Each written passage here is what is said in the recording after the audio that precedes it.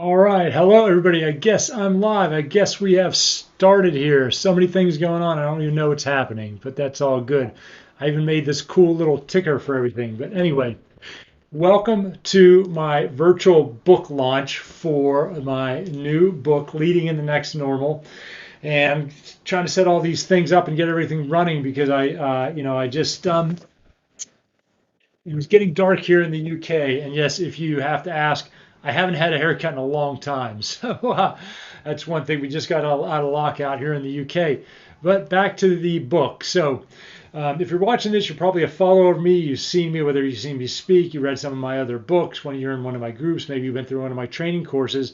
And as we all know, it's been a very, very difficult time for leaders out there. And what we really when this pandemic had started in March, it was really time. I say there's three phases of what's been happening out there. The first phase, right in March, was the fact of, I call it was like a street fight. So what happened is, all of a sudden we were going to lockdown. We didn't know what was going to happen, and companies really had just to fight to stay alive. So there was a couple week period there where it was just really about survival. And then what happened is we got into lockdown. We realized that we have to make it until July. Because remember, when all this started, we thought it was going to be over by the summer. And so companies pivoted. We put in what we needed to. People started working from home. And then we sprinted until July. But then it was till August, September, October, November. Now we're in December. And what people really realized is now that it's no longer a sprint, that now it's a marathon. And what's happened is we've been sprinting for so long, so many people are exhausted. And so many people are new to virtual teams. And there's a lot of issues right now bubbling underneath the surface. And I realized that I had some unique experience in this. And there's some, and what I really wanted to do is make sure that everybody out there had what they needed to really be an exceptional leader, even during these really, really difficult times.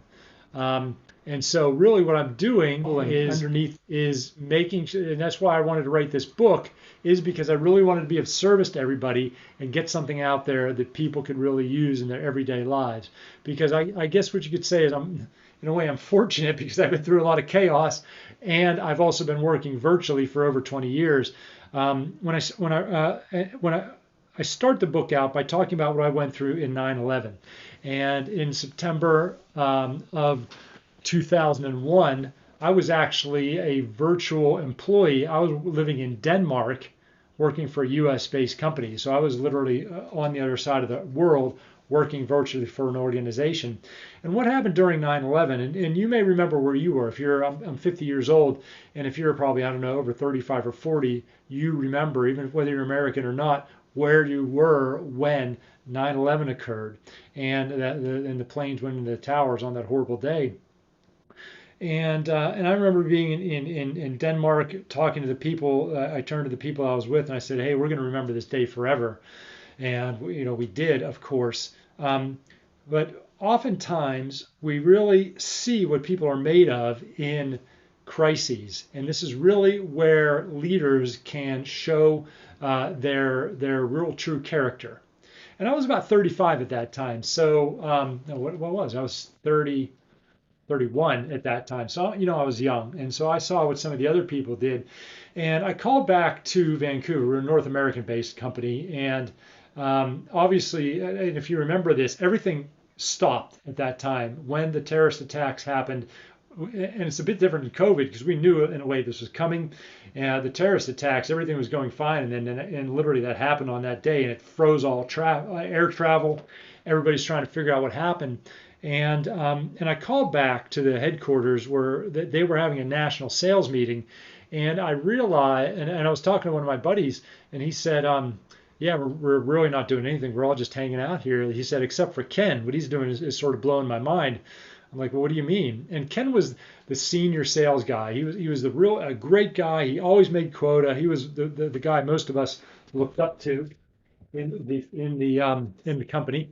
And I said, well, we sold multi-million-dollar software systems. I said, what could what is Ken doing? Because nobody's obviously going to buy a software system, a huge software system while all this is going on. And he said that, well, Ken is just getting on the phone and calling all of his customers and his prospects. Like, that seems a little weird. I mean, that might almost seem insensitive. He goes, no, you don't understand. He's not asking for any business. He's not asking about their projects. He just wants to make sure them and their families are okay. Because being in North America, a lot of people had friends in New York City or family in New York City, and because it wasn't just the tower, we didn't know what was happening back then, and he said he was really surprised because people were just so thankful that Ken would think enough to reach out. And I thought back to that time, that conversation many times, because at 31, I don't think I really got it. But the more I went through business, the more I really got it, that when we go through crises and we go through difficult times, both with ourselves and with our teams, really so much is asked of us as leaders, and we really have to be that strong, powerful, optimistic guide for everybody else. And if you are in a leadership position, when you took this leadership position, by definition, you took on this responsibility. And sometimes we don't ask for all this responsibility. But if your organization went through layoffs, you went through furloughs, you had to make the best of what you did. You were thrust into this responsibility. It's not always fair. You didn't always ask for it, but the fact is you're there. And when you go through tough times like this, your team's going to watch how you go through this. Your peers are going to watch how you go through this. Your friends and family are going to watch how you go through this because you are a role model to them. And I've been through that 9/11. I've been through the Great Recession. I've been through some really bad lawsuits and things, and they taught me so much about myself and organizations of how to lead them. Because if you don't know, I own 3 of my own software companies, and actually, what I learned through a couple of those chaos, when the Great Recession came around, I knew what to do for myself and for my team. So we actually doubled in revenue and doubled in profit over the Great Recession. And that's really why I wrote this book, because I wrote this book to put in, it talks about building engagement, resilience, and agility in a virtual workforce. Because there's so many things you can do as a leader, and a lot of leaders are used to being in offices.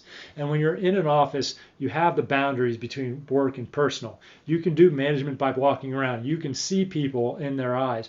But when it comes to running a virtual team, whether you're running a hybrid virtual or a fully virtual team now, especially if you're used to coming into the office, there's so many tools and things that you need to know.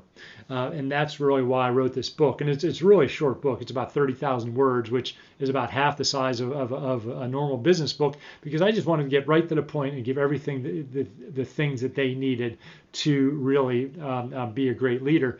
And so that's why I put it right now, it's under $1, under £1, because I really wanted it to be a no-brainer. So if you are, and that's for the Kindle version, that if you want a paperback, that's available too. It's a couple more dollars or a couple more quid.